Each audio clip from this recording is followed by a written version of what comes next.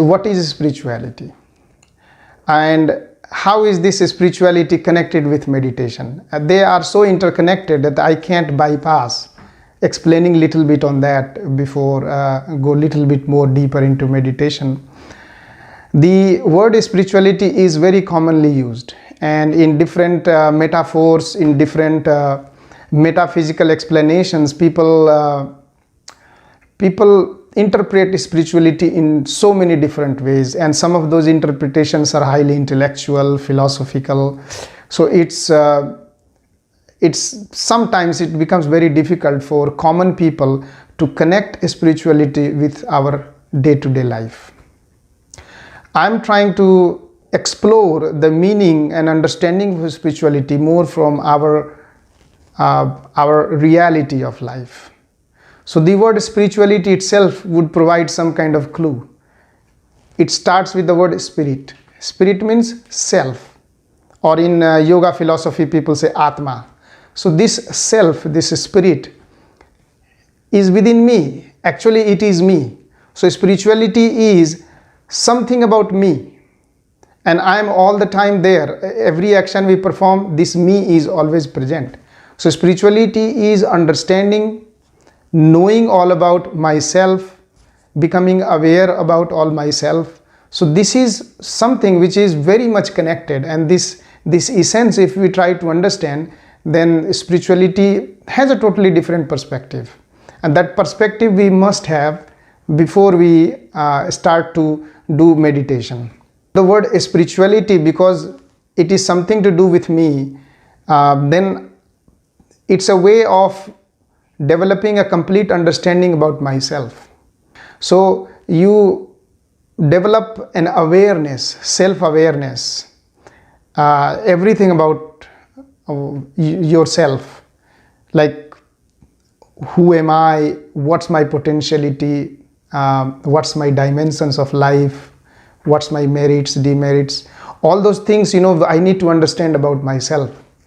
And when the more deeper I understand about myself, then I will start to know that spirituality is not something of an utopian idea. It is very much connected to our day-to-day life, and that is a scientific approach to spirituality. We cannot take any dogmatic view on spirituality. Anything which is not connected with the science, I would not call it spirituality. It has to have a logical and scientific base. Meditation is a spiritual practice. Means meditation is also a practice about myself. So in meditation we apply different techniques, we impose certain ideations, we use the mantra, we use breathing techniques. All sorts of things are used in practicing a meditation, and it's all about building oneself. When we there are certain keys, there are certain important aspects that once we start to understand from the perspective of bringing spirituality in meditation, if we bring that, then one of the key factors that can play a role is finding a shelter. Finding shelter means be able to surrender. Let's put it like this. I am a student, or I am just an employee somewhere, and I am trying to solve a problem. Then what happens that I am engaged in solving a problem, and I simply cannot find a solution. Then what happens? At that moment we give up. I'm tired and I just don't want to deal with it anymore, and I'm done with it. Somebody who practices meditation will develop a totally different attitude. The person will try his or her best to solve a problem, and when the energy will exhaust, the person will stop and will go deep within oneself, and will know at some moment, okay, I am surrendering myself to the forces, to the supreme force all around me. So by doing this surrender, you are not giving up. You are basically connecting yourself to a much bigger strength, and by that connection you can say, okay, let me connect back, let me recuperate myself, and you come back to the problem again with a double strength. That strengthening is happening through surrender. Because you know, I'll give you one example, that a lot of people take a dog for a walk, and the dog goes around barking anybody and everybody who comes on the way. And not everyone, but most of the dogs will do that. So you see that dog does it. But the dog also knows that if I go around and barking people, they can beat me down, or the bigger dogs can simply bark bigger or stronger than me.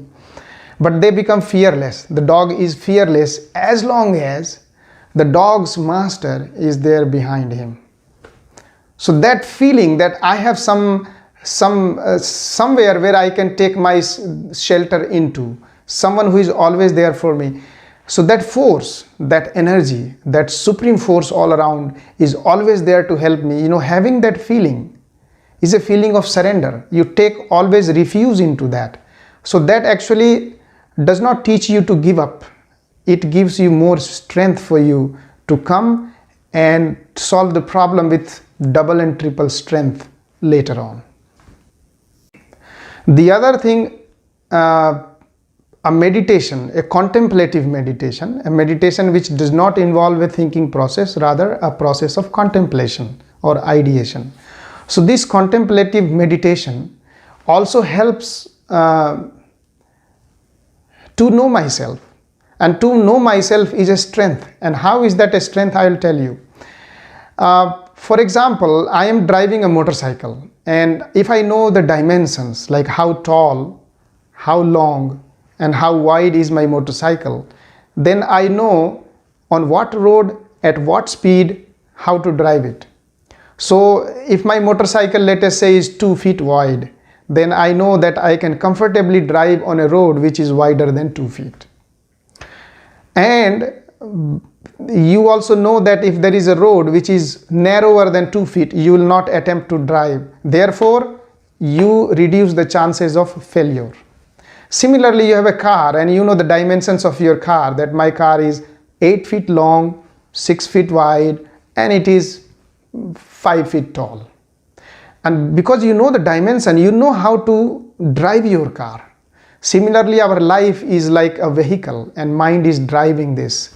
So if we know that what's my dimension, what's my merits, what's my demerits, this is one of the qualities of if you are given an assignment, if you are a manager, if you are running a business, all these spiritual principles apply very much. When you have a good awareness about yourself, you know how to correctly apply yourself in a situation. You know that these are my areas where I am very strong. Then you try to do that yourself. For the things that I know that I am not so strong at, I'll try to use somebody else. I'll try to delegate that work to somebody else. So simply by learning this art of knowing oneself, that what I am strong with and what I am not strong with, I know where to utilize myself and I know where to utilize others. That kind of quality can make you a very good manager, very good executive. It enables you to run any kind of organization, a group, any kind of association, a business in a much better way, much efficient way. These are the qualities of leadership.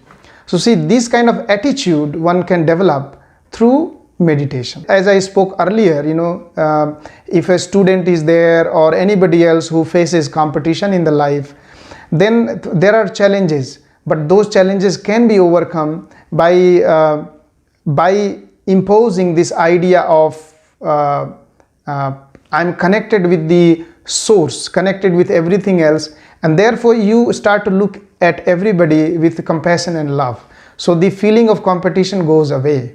Similarly, when we are faced with challenges and problems in the life, then we try to solve that problem. And if for some reason we are not able to solve the problem, then there is a retake.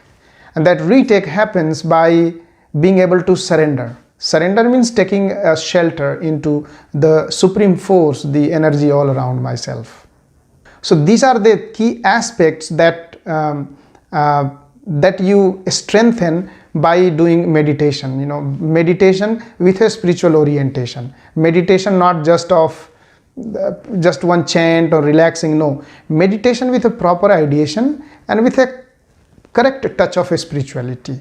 These are the kind of changes in your thought process and attitude can happen, which leads to your success, being a student, being an employee, being a normal person, being a family person.